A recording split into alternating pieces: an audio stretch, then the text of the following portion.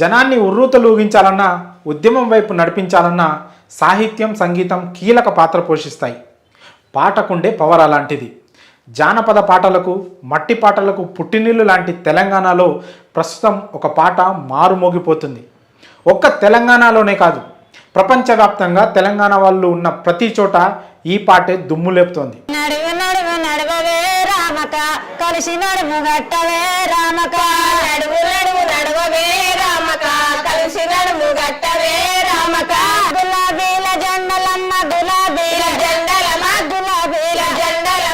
ఎన్నికల్లో బీఆర్ఎస్ పార్టీకి ప్రచార పాటలా ఉన్న గులాబీ జెండలే రామక్క పాట ఎందుకింత వైరల్ అయింది? జనాలను ఇంత విపరీతంగా ఆకట్టుకునేందుకు అసలు ఆ పాటలో ఏముందో ఇప్పుడు చూద్దాం. తెలంగాణ ఉద్యమ సమయంలో పాట ఎంత పోరాటం చేసిందో అందరికీ తెలిసిందే. చాలా మందిలో ఉద్యమ స్ఫూర్తిని నింపింది.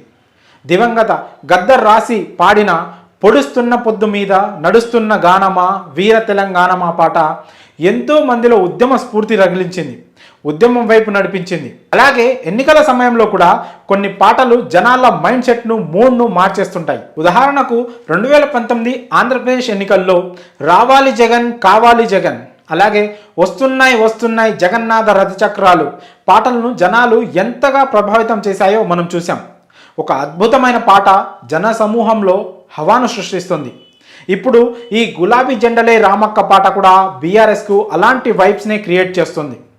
సోషల్ మీడియా కీలక పాత్ర పోషిస్తున్న ఈ రోజుల్లో ఒక మట్టి పాట, మనసును హత్తుకునే పాట, జనాన్ని ఎలుగెత్తే పాట ఎంత పదునుగా జనబాహుల్యంలోకి చొచ్చుకొని పోతుందో చెప్పేందుకు ఈ గులాబీ జెండలే రామక్క పాట చక్కటి ఉదాహరణ.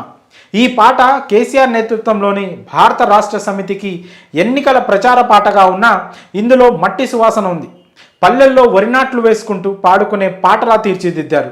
ముఖ్యంగా ఆ పాట పాడిన వాళ్ళు పెద్ద గాయకులు కాదు, పని సమయంలో, పండగల సమయాల్లో పల్లె పాటలు పాడుకునే మహిళలు. వారి గాత్రమే ఈ పాటకు ప్రాణం. కొమ్ము లక్ష్మమ్మ ఈ పాటను పాడారు.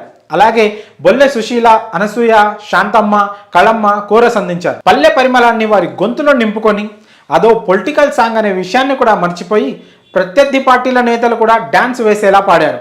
ఇక ఈ పాట ద్వారా 10 ఏళ్ల కాలంలో బీఆర్ఎస్ ప్రభుత్వం చేసిన పనులను, అభివృద్ధి కార్యక్రమాలను వివరించే ప్రయత్నం చేశారు. మన అన్న కేసీఆర్ రామక్క ఏమి పనులు చేసనే రామక్క, సావు నోట్లో తలపెట్టి రామక్క, ఢిల్లీ మెడలు వంచినాడు రామక్క, పాలమూరి కరువు చూసి రామక్క, పారే నీళ్లు తెచ్చినాడు రామక్క, గుర్తుంచుకో రామక్క, కారును గుర్తుంచుకో రామక్క.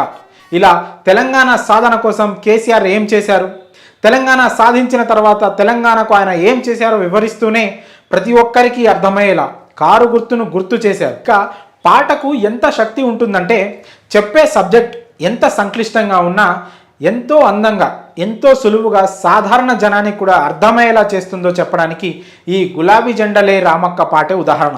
మరి ఇంత అద్భుత ఆదరణ పొందిన ఈ పాట తెలంగాణలో కేసీఆర్ను 3వ ముఖ్యమంత్రిని చేస్తుందో లేదో చూడాలి. మరి ఈ గులాబీ జెండలే రామక్క పాటపై మీ అభిప్రాయాలను కామెంట్స్ రూపంలో తెలియజేయండి.